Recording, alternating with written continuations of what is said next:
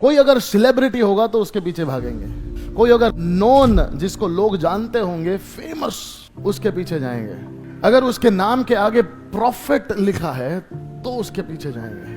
मैं इनके खिलाफ नहीं हूं, मैं खुद एक आराधक हूं, मैं खुद गाने लिखता हूं, मैं आराधना करता हूं। पूरे देश में मुझे वर्शिप लीडिंग के लिए, आराधना के लिए बुलाया जाता है। लेकिन सिर्फ आराधना करने से आप स्वर्ग राज्य में प्रवेश नहीं कर पाओगे। सिर्फ चंगाई मिलने से आप स्वर्ग राज्य में प्रवेश नहीं कर पाओगे।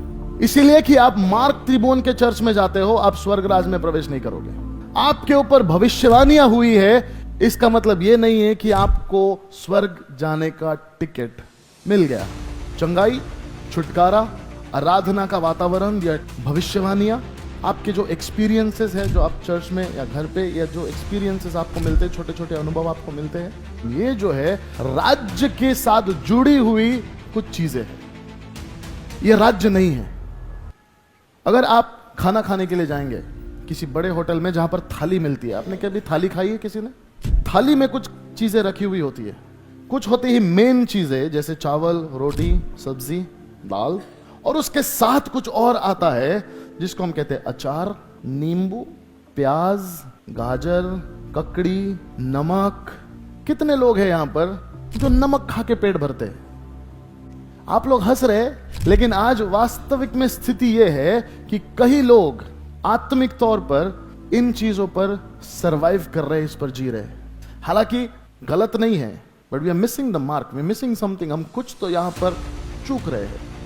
परमेश्वर का राज्य भविष्यवाणियों पर नहीं चलता। परमेश्वर का राज्य साइंस, वंडर्स, मिरेकल्स, चमत्कार के ऊपर नहीं चलता। परमेश्वर का राज्य फीलिंग्स और इमोशंस के ऊपर नहीं चलता। परमेश्वर का राज्य आपकी क्या राय है, इस पर नहीं चलता। कलीसिया में इन सारी बातों को बहुत महत्व दिया जाता है, हालांकि इन सारी बातों से ज्यादा वचन को महत्व मिलना चाहिए। परमेश्वर का वचन यानी कि पवित्र शास्त्र, उसके ऊपर कुछ नहीं।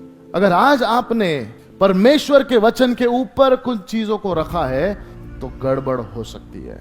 परमेश्वर ने चंगा करने से पहले वचन बोला। परमेश्वर ने सृष्टि को निर्माण करने से पहले वचन बोला। परमेश्वर ने किसी को छुटकारा देने से पहले वचन को बोला। हालेलुया। परमेश्वर का वचन हमारे जीवन का आधार स्तंभ है। बाकी सारी चीजें वो उसके साथ जुड़ी हुई है।